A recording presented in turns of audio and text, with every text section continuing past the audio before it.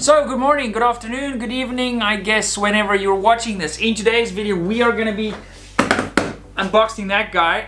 I've had it for about a week, AMP Mark II. I'm super excited to get it up and going, and that's what we're going to be doing in the video. We're also going to have a look at what's in this box, and I also just want to say thanks to our friends over at Modular Driven Technologies for taking care of today's video and being a partner to the channel. You guys are awesome. This is the ESS system. You can shop it for various actions at mdttech.com. This one is actually sold, and on our Patreon group this week I got the opportunity to help some friends move some things around. I'm also making some changes with regards to my rifles, but separate video on that.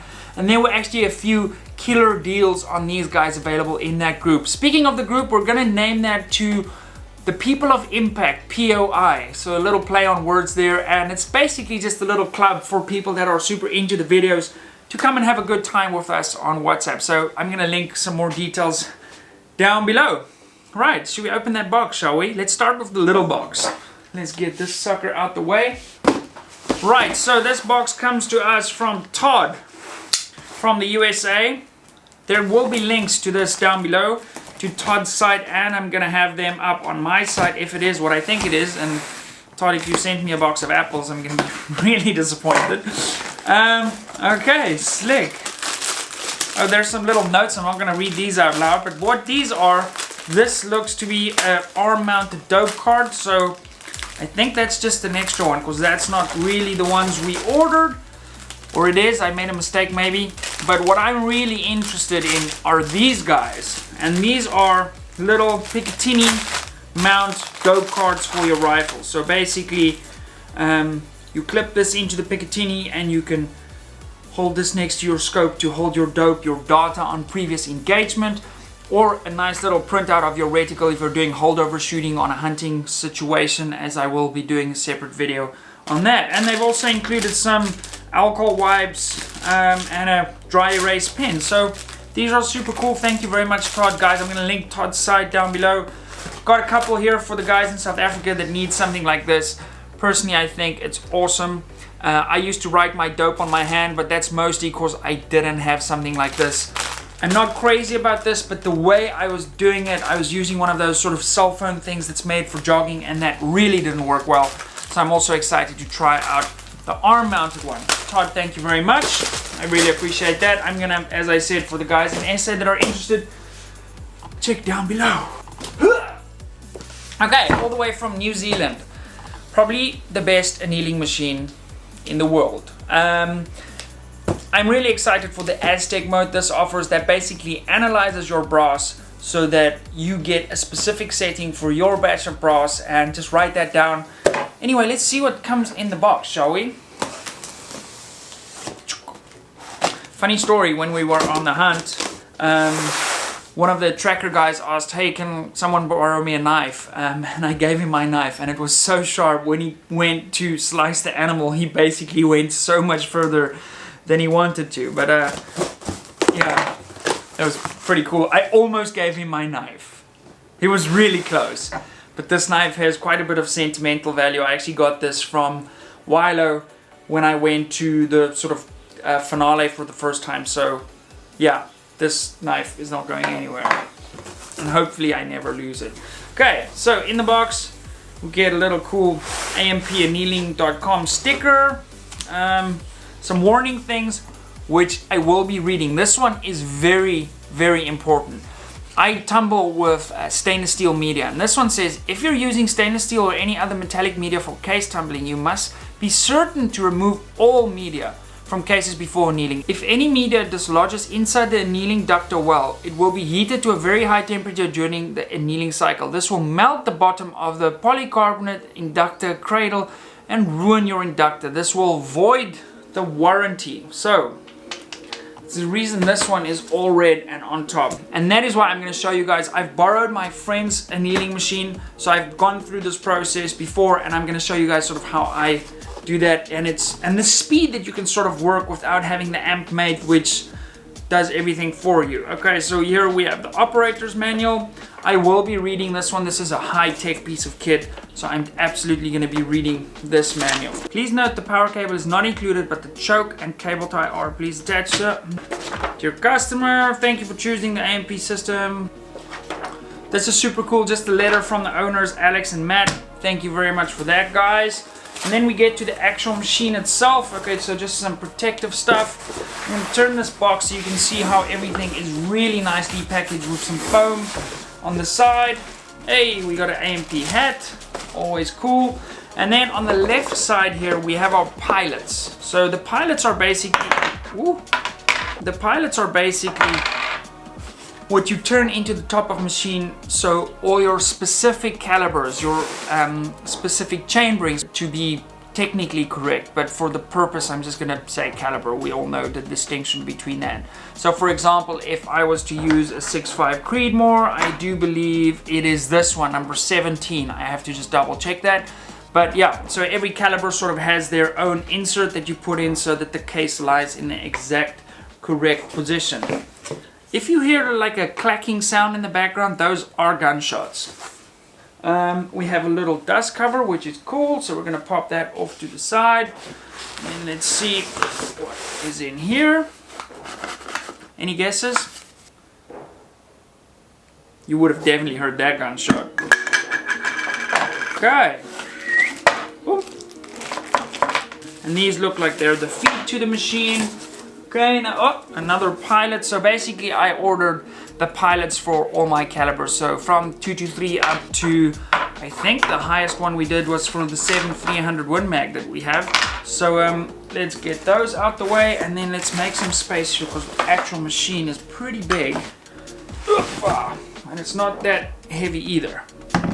Okay, just make sure we have everything out the box, then get the box out the way. And this little piece,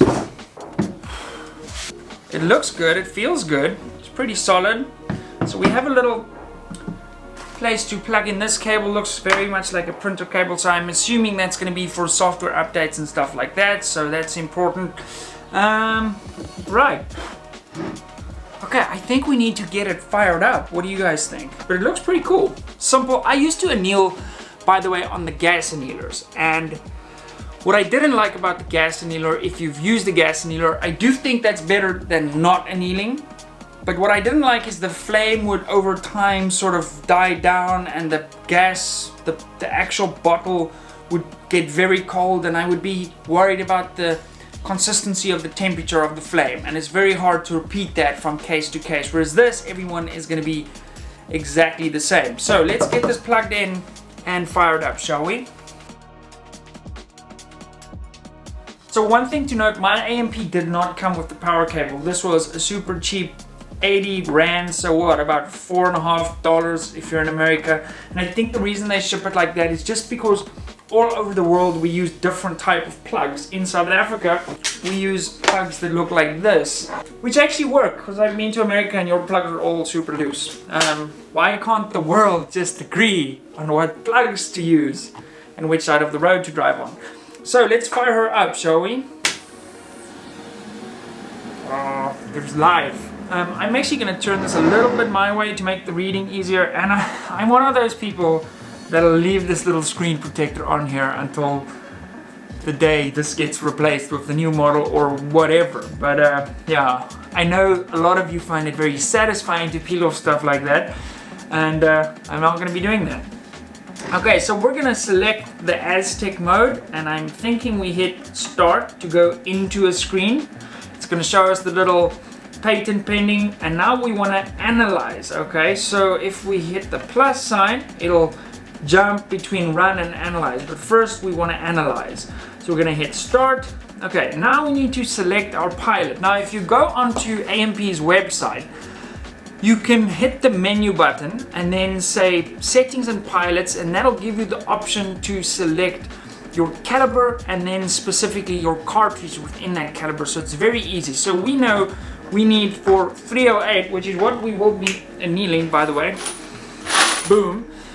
We know that we'll be needing pilot number 11. So let me just have a squiz here for pilot 52, 20, 11, right on top. Okay, we're gonna undo that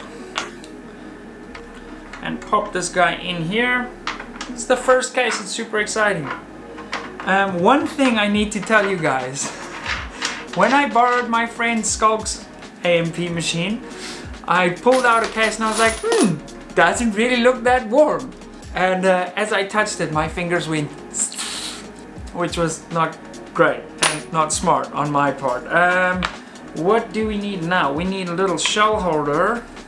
So I believe we just take a normal shell holder. Oh, we didn't put the feet on, but that should be fine for demonstration purposes. Let me grab a shell holder and pop it into this, because we're going to use that to handle our warm brass with.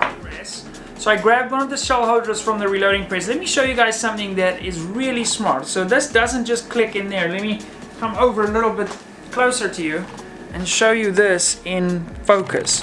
So what they've done is they've got this little collet system. I think that's the correct term. And as you turn this out, let me just get the camera to focus on us.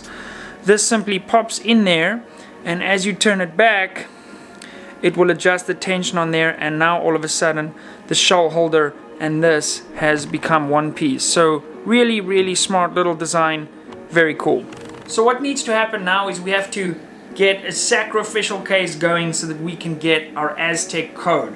I want to take one of these 308 cases and make sure, as the warning said, that there's no stainless steel media in that at all. Now usually I'd have another light set up here or over by my reloading bench that shines down directly from above me to make looking into the cases just a little bit easier, because otherwise you kind of have to give it one of these, and that's never cool. So you got to sacrifice one case. Now what's cool about, so I have seen some companies like Alpha Munitions give you the Aztec codes every time they go onto new batches of brass, so that's pretty cool from them. So before we actually put the case in to get our sacrificial code, we just have to use this analyze code and give the machine its 11B. I think start gets us over to the next one. Start again and make sure we are on 11B so that it's on the correct setting for the 308. Okay, now we're ready to hit start to analyze on our sacrificial case.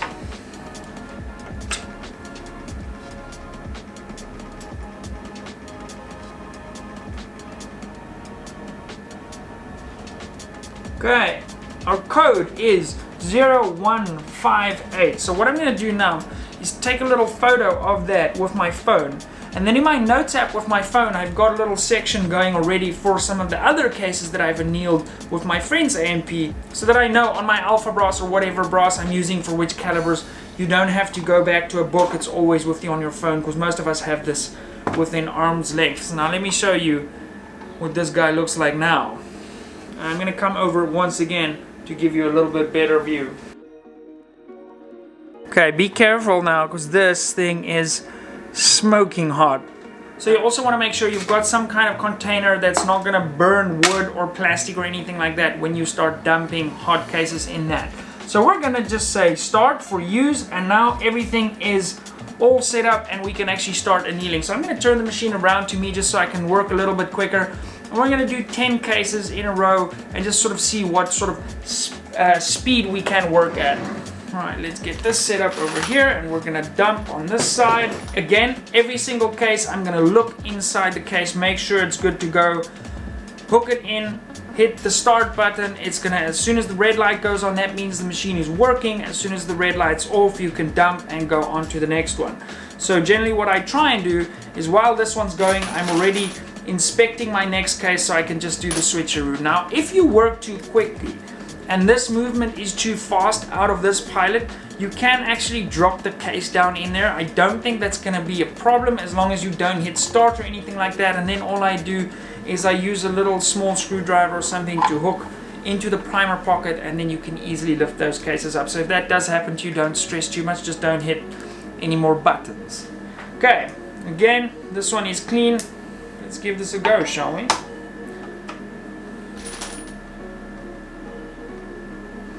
Alright, that's done. What's also really cool is, I did check this one, yep. What's also really cool, it gives you a count of how many actual cases you've annealed. So in this case, I'm annealing cases, excuse the pun. In this case, I'm annealing cases for my friend George. And I'll be able to tell him exactly, hey George, this is how many cases I annealed for you, without having to count all the cases afterwards, which is super cool. So this is going to be number 4. And I'll show you guys what they look like afterwards. Make no mistake, they don't look hot, but when they come out, they are smoking hot.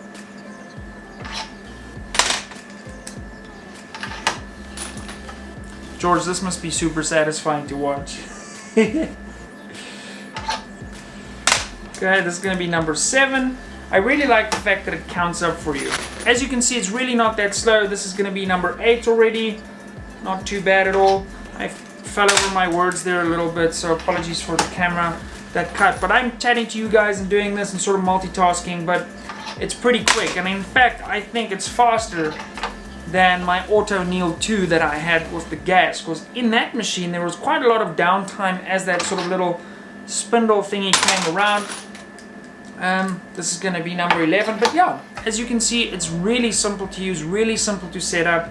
What I do like about the company Annealing Made Perfect is that they've got a wealth of resources on annealing on their website, the benefits of that. We're going to show you some other stuff down the line as to, with this specific machine, what the benefits of annealing are. So if you want to go do some reading in the meantime, check out the resources page on Annealing Made Perfect. They've done so much work on this topic, it's fascinating. So as we gear up sort of to do more videos with this machine and the benefits of annealing, go check that out in the meantime.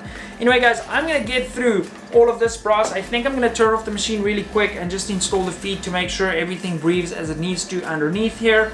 But yeah, thanks for watching the video. I appreciate that a lot. Make sure you do subscribe down here. If you want to check out some of our other videos where we actually do some shooting, click here or here. And if you want to join the people of impact, make sure you click on the little Patreon icon on the bottom right hand corner. I'll see you in the next one. I'm going to get to annealing.